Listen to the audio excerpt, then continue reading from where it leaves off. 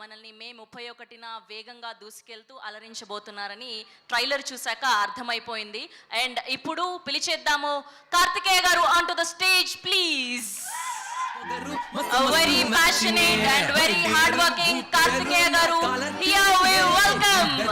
Inka naku bammardi feeling set ayyinde life set ayyinde nee valle na life set ayyinde set ayyinde life set ayyinde na love story blockbuster.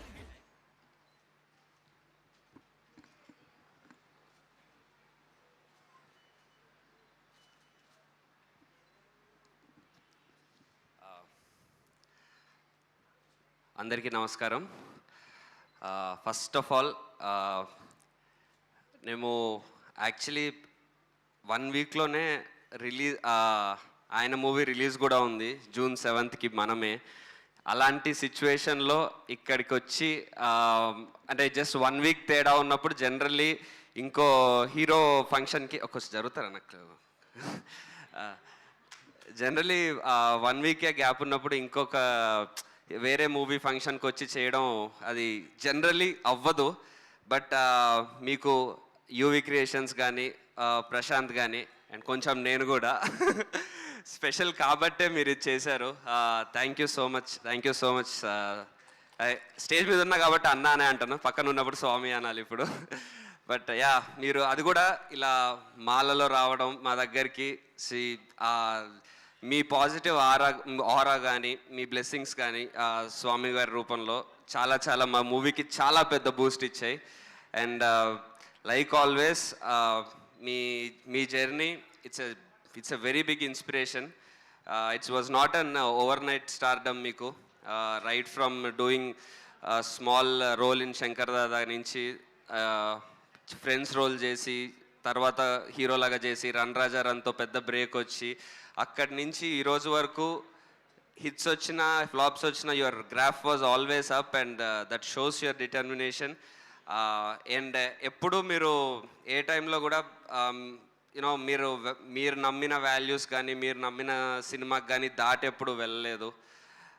That really speaks your character. And I really hope మీకు ఇంకా పెద్ద పెద్ద రేంజ్కి వెళ్ళి అలాగే మా సినిమాకి నేను చేసే నెక్స్ట్ సినిమాలో కూడా మీ సపోర్ట్ ఇలా ఉంటుందని నమ్ముతున్నాను. Thank you sir, thank you so much.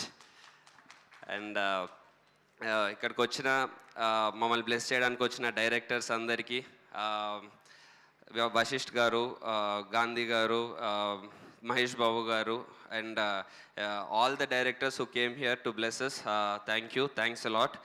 And Kotagiri Venkateswararao garu, thank you so much sir. మీ సపోర్ట్ ఈ సినిమాకి ఎంత ఉండిందో నాకు తెలుసు. Thank you so much. And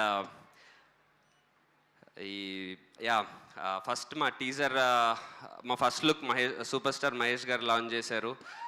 then teaser ఆయనే దగ్గరుండి ఆంజనేయ స్వామి విగ్రహం ముందు ఆ చిరంజీవి ముందు ఈ చిరంజీవి మాకు బ్లెస్సింగ్స్ ఇచ్చారు. అక్కడే మాకు సక్సెస్ స్టార్ట్ అయిపోయింది. దెన్ ప్రభాస్ అన్న కూడా మా ట్రైలర్కి సపోర్ట్ చేశారు. అండ్ ఆయన జాగ్వార్ కార్ జాగ్వార్ కూడా ఇచ్చారు మాకు సినిమాకి షూటింగ్కి. So yeah, I thank all the fans of all the heroes support చేస్తూ వచ్చినందుకు. అండ్ యూవి క్రియేషన్స్, ఈ బ్యానర్ నుంచి ఏ హీరోకి కాల్ వచ్చినా that call would be very happy call. Because వాళ్ళు చేసిన టైప్ ఆఫ్ వర్క్ కానీ అంటే not just doing big films, young టాలెంట్ని ఎంకరేజ్ చేయడం కానీ యాక్టర్స్కి బిగ్ బ్రేక్స్ ఇవ్వడం కానీ హీరోస్కి. So UV Creations more than వాళ్ళు చేసిన వర్క్ కానీ వాళ్ళు చేసిన సినిమాల కంటే ఎక్కువ the kind of respect that they show. అంటే నిజం చెప్పాలంటే ప్రభాస్ గారికి బ్యానర్లో నాలాంటి హీరోకి సేమ్ లెవెల్ ఆఫ్ రెస్పెక్ట్ ఉంటుంది. ఆ రెస్పెక్ట్ అన్నిటికంటే గొప్పది. సో ప్రమోద్ గారికి, వంశీ గారికి, విక్కీ గారికి thank you so much from the bottom of the heart and all the UV creations team. And ఈ సినిమా గురించి మా బజే వాయువేగం గురించి ఫస్ట్ చెప్పాలంటే అందరికంటే ఫస్ట్ చెప్పాల్సింది మా టెక్నీషియన్స్ గురించి. మా ఎడిటర్ సత్య నాకంటే ప్రశాంత్ కంటే కూడా ఈ సినిమాని ఇంకా ఎక్కువ తన సినిమా అని అనుకున్నాడు. అండ్ మా మా DOP RD Rajasekhar sir, thank you so much sir for me experience మా మూవీకి చాలా యాడ్ అయింది. అండ్ కపిల్, డెఫినెట్లీ ఇది నీ ఫస్ట్ సినిమా అంటే ఎవరు నమ్మరు. The way you work for this film, ఈ నా ఫిలిం అని అనుకుని అంటే ఒక సినిమాకి పనిచేస్తున్నా అన్నట్టు కాకుండా నా సినిమా చేసుకోవాలి అన్నట్టు the way you and Prashanth work నేను దగ్గరుండి చూశాను. రాత్రులు మీరు పడుకోకుండా కంటిన్యూస్గా కళ్ళ కింద అవన్నీ వచ్చేసి. So that's I mean, I really remember that time, and that hard work will take you to places. And all అంటే పేరు పేరున అందరు టెక్నీషియన్స్ పేర్లు చెప్పాలి, బట్ టైం దృష్ట్యా సక్సెస్ మీట్లో మిగతా వాళ్ళ పేర్లన్నీ చెప్తాను డెఫినెట్లీ. అప్పుడు చాలా టైం తీసుకొని చెప్తాను. అండ్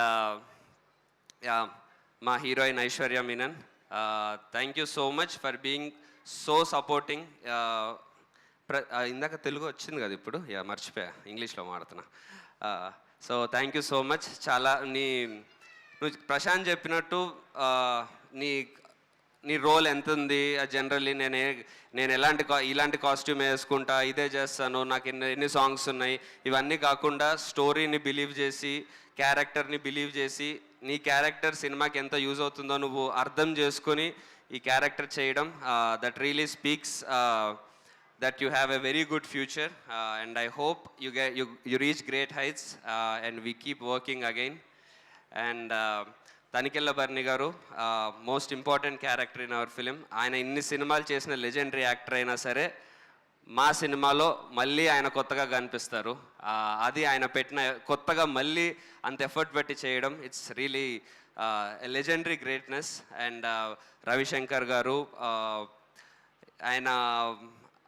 ఆయన వాయిస్ కానీ ఆయన ఎక్స్ప్రెషన్స్ కానీ అవి కానీ మనం ఎప్పటి నుంచో చూస్తూ ఉన్నాము. బట్ ఈ సినిమాలో ఆయన యాక్టింగ్తో సినిమాని ఒక లెవెల్ పెంచారు. And all other artist in the film, ఇక్కడ నాగమహేష్ గారు ఉన్నారు, చైతన్య ఉన్నాడు, దెన్ సుదర్శన్ ఉన్నాడు. సుదర్శన్ ఈ సినిమాలో ఉంటాడు కానీ సుదర్శన్తో ఒక్క కామెడీ డైలాగ్ కూడా ఉండదు. సుదర్శన్ ఇప్పటి వరకు చేసిన రోల్స్ వేరు, ఈ సినిమాలో వేరు, చాలా ఫ్రెష్గా న్యాచురల్గా ఉంటుంది. కాకపోతే మేము కామెడీ చేసుకున్నాం బాగా. నేను సుదర్శన్ కలిసి మా డైరెక్టర్ని ఆడుకుంటూ ఉండేవాళ్ళం. సో అగైన్ మా డైరెక్షన్ డిపార్ట్మెంట్ రామ్ ప్రసాద్ గారు, ఇంకెవరున్నారు ఇక్కడ అందరూ, ఉజ్వల్, ఇంకెవరు కనిపించట్లేదు ఎవరు, అహ్మద్, హాయ్, గణేష్ అన్న, ఎవ్రీవన్. మా డైరెక్షన్ టీం అయితే అసలు మా డైరెక్టర్కి అంటే ఒక్కొక్కసారి మా డైరెక్షన్ టీంని మైక్ తీసేసి మా డైరెక్టర్ గురించి చెప్పమంటే బాగా చెప్తారు. అంత సతాయించాడు వాళ్ళని. నాకు సెట్లో అయితే రేపు పాపం ఎందుకు అంత సతాయిస్తున్న వాళ్ళని అన్నట్టు. But the way they worked, ఎక్కడ 1% కూడా వాళ్ళు మా డైరెక్టర్ మమ్మల్ని టార్చర్ పెడుతున్నాడు లేకపోతే మమ్మల్ని ఏదన్నా అంటున్నాడు అని 1% కూడా ముందైతే చూపించలేదు. వెనకాల ఏమనుకున్నారో నాకు తెలీదు. ఒకసారి మనం పర్సనల్గా మాట్లాడుకుందాం ఆ విషయం. అండ్ ఈ పని చేసిన ప్రతి ఒక్కరికి ఈ సినిమాలో థ్యాంక్స్. బట్ ఈ సినిమాకి నాకు థ్యాంక్స్ చెప్పాలని మీకు అనిపించట్లేదు. ఎందుకంటే ఈ సినిమాకి పనిచేసిన ఎవ్వరు అండి, ఏ టెక్నీషియన్ అయినా, ఏ యాక్టర్ అయినా, ఎవరైనా ఓ సినిమాకి పని చేస్తున్నామని అని ఫీల్ అవ్వలేదు. మా సినిమా చేస్తున్నాను, నా సినిమా చేస్తున్నాను అనే ఫీల్ అయ్యారు.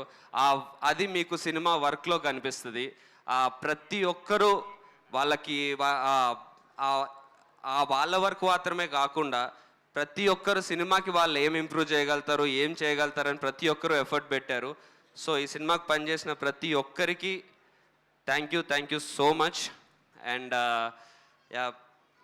ఇప్పుడు కొద్దిసేపు నా గురించి మాట్లాడతాను.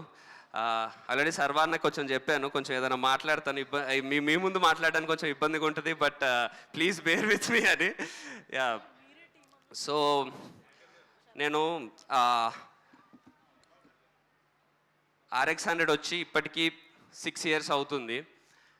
నేను సినిమాల్లోకి వచ్చింది, నేను యాక్టర్ అవుదాం అనుకుంది, నాకు అసలు నేను అసలు హీరో అవుదాము అన్న థాట్ స్టార్ట్ అయింది నేను ఒక కైండ్ ఆఫ్ సినిమా చూసి, నేను ఒక కైండ్ ఆఫ్ హీరోస్ని చూసి.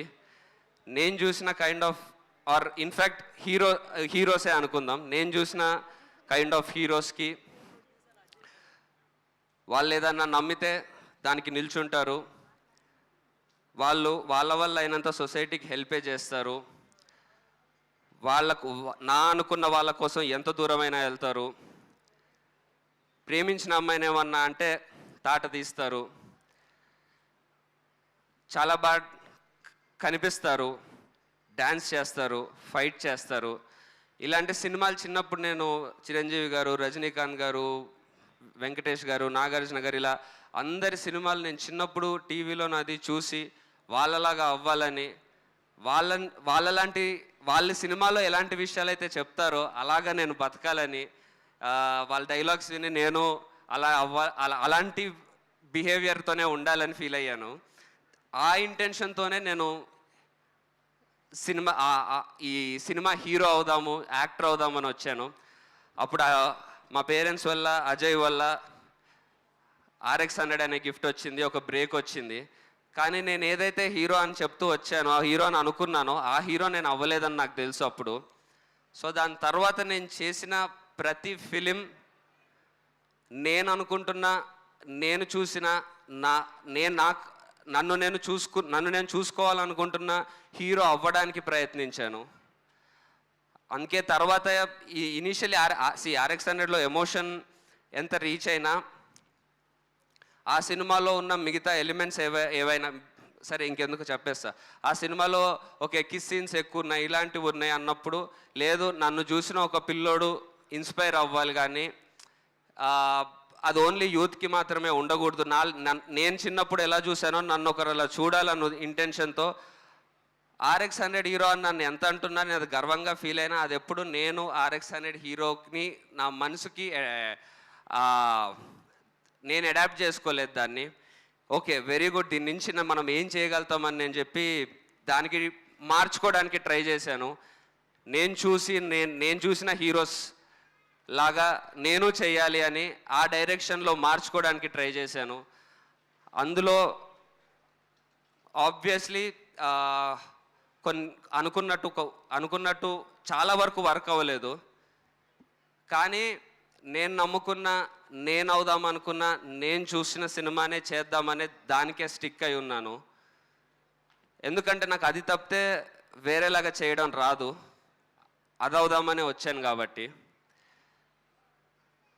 నేను ఆ జర్నీలో నాకు ఎవరన్నా ఫ్లాప్స్ ఉన్నాయనన్నా, ఇంకోటి ఉన్నాయనన్నా ఏ రోజు దానికి భయపడలేదు, ఏ రోజు దానికి నేనేదో బాధపడలేదు. బట్ నేను అది చేస్తున్న ప్రాసెస్లో నాకు ఫ్లాప్స్ వచ్చినా ఏమొచ్చినా నన్ను నమ్మిన ఫస్ట్ నా డైరెక్టర్స్ అందరికీ, నేను అనుకుంటున్న కథని నన్ను తీసుకొచ్చిన డైరెక్టర్స్ అందరికీ పేరు పేరున థ్యాంక్ యూ. హిప్పీ తీసిన TN కృష్ణ గారు, గుణ తీసిన అర్జున్ జంధ్యాల గారు, 90 ml తీసిన శేఖర్ రెడ్డి గారు, చావు కబూర్ చల్లగా తీసిన కౌశిక్, రాజా విక్రమార్క తీసిన శ్రీ, అండ్ రీసెంట్గా హిట్ ఇచ్చిన క్లాక్స్ అందరికీ. ఎందుకంటే ఈ జర్నీ చుట్టూ అందరూ ఏం చెప్తున్నా, ఏం చేయాలని చెప్తున్నా నేను స్టిక్ అయి ఉన్నందుకు మీరు నాకు సపోర్ట్ చేశారు. అలాగే నా సక్సెస్ని పట్టించుకోకుండా నాకు సపోర్ట్ చేస్తూ నన్ను ఎంకరేజ్ చేస్తున్న ఆడియన్స్ ఉన్నారు, వాళ్ళందరికీ పేరు పేరున థ్యాంక్స్. బికాజ్ మీరు ఆ రే ఆఫ్ హోప్ నాకు చూపించబట్టే నేను అదే పాత్కి స్టిక్ అయి ఉండగలిగాను. ఏ రోజు ఎలా కనిపిస్తున్నానో అనే చూశాను కానీ ఎంత కనిపిస్తున్నానో అని చూడలేదు. ఈ ప్రాసెస్లో అలా మనం అనుకుంటున్న స్టేజ్కి వెళ్ళగలుగుతామా లేదా, సక్సెస్లు మనం అనుకున్నట్టు రావట్లేదు అన్న సిచ్యువేషన్లో నేను ఒక దగ్గర అలా నిల్చొని ఉన్నప్పుడు, ముందు పాత్ పెద్దగా ఉంది ఎటెల్లాలో తెలియదు అన్నప్పుడు నేను నమ్ముకున్న నా టైప్ ఆఫ్ సినిమానే నా దగ్గరికి ప్రశాంత్ని పంపించింది. నన్ను చేయి పట్టుకొని ఒక అడుగు ముందుకే ఇస్తున్నాడు. అండ్ ప్రశాంత్ ఈ సినిమాకి అంత చేశాడు, ఇంత చేశాడు, ఇవన్నీ అయితే నేను చెప్పలేను. ఎందుకంటే ప్రశాంత్ వర్క్ గురించి ప్రాపర్గా ఎక్స్ప్లెయిన్ చేయగలిగేంత వర్క్ నాకు లేదు. కాబట్టి మనం నమ్ముకున్న ఒక వేనే మనం నమ్ముకున్న ఒక వేలో దానికే స్టక్ అయి ఉండి నిల్చొని ముందుకెళ్తూ ఉన్నప్పుడు ఎన్ని ఛాలెంజెస్ వచ్చినా దానికే స్టక్ అయి ఉండాలి అన్న మోటివేషన్ కానీ ఆ పట్టుదల కానీ నాకు 100 టైమ్స్ అంటే నాకున్న దానికంటే 100 టైమ్స్ ఎక్కువ హార్డ్ వర్కింగ్ కానీ అవన్నీ నాకు ప్రశాంత్లో కనిపించినప్పుడు నాకు అర్థమైంది ఏంటంటే, ఓకే మనం ఈ వేలోనే ఉన్నాం కాబట్టే మనకి ఇట్లాంటి ఒక హెల్ప్ అనను, ఇట్లాంటి ఒక ప్రశాంత్ ద్వారా ఒక వే దొరికింది. సో నేను థ్యాంక్స్ అట్లాంటివి ఏం చెప్పను. నీకు థ్యాంక్స్ చెప్పేది బొక్క.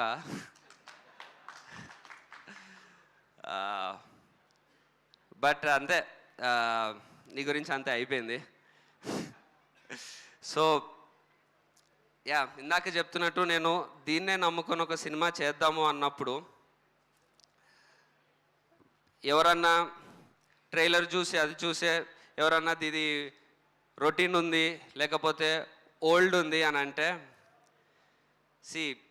మన జనరేషన్కి ప్రతి జనరేషన్కి ప్రాపర్ వాల్యూస్ ఉన్న ఎమోషనల్ కమర్షియల్ సినిమా కావాలి. జస్ట్ ఎమోషన్ ఉంటేనే అది అవుట్డేట్ అవుతుందంటే మనం సొసైటీగా బ్యాక్ వెళ్తున్నట్టు. అది ఎప్పుడు జరగకూడదు. ఎందుకంటే ఎమోషన్స్ ఉన్న ప్రాపర్ వాల్యూస్ ఉన్న కమర్షియల్ సినిమానే ఒక జనరేషన్ని తయారు చేస్తుంది. నాలాంటి నేను చిన్నగా ఉన్నప్పుడు నేను చూసి అలాంటి సినిమా చూశాను కాబట్టే ఆ వాల్యూస్ నాలో ఉండినాయి. కాబట్టే నేను ఈ రూట్ ఎంచుకోగలిగాను. మనకి ఎంటర్టైన్మెంట్ కావాలి, మనకి అన్నీ మనం ఎంజాయ్ చేయాలి.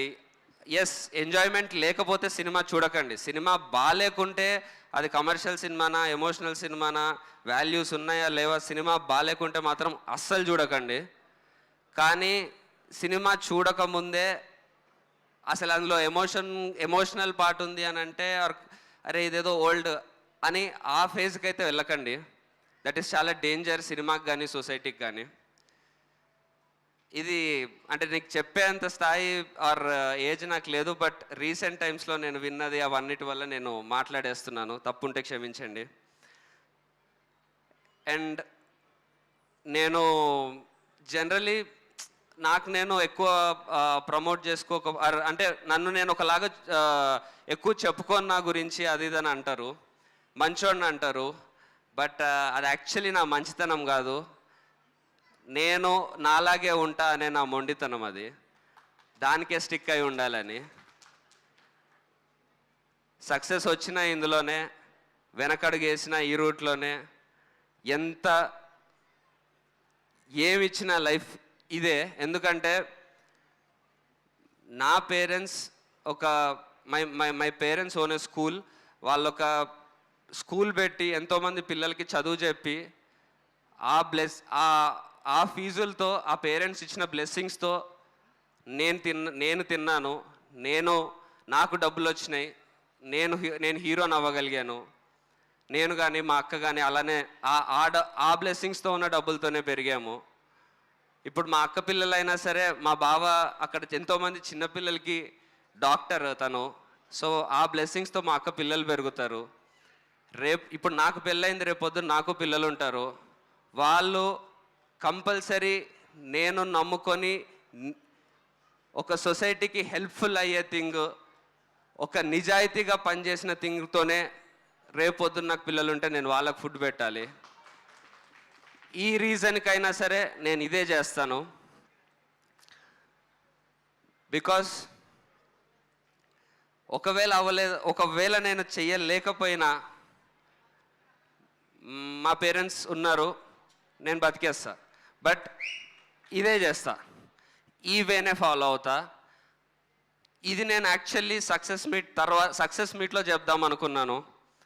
బట్ సక్సెస్ తర్వాత వీడికి పొగరు ఎక్కువైంది కాబట్టి ఇట్లా మాట్లాడతారని అనుకుంటారని సక్సెస్కి 2 రోజుల ముందు చెప్తున్నాను.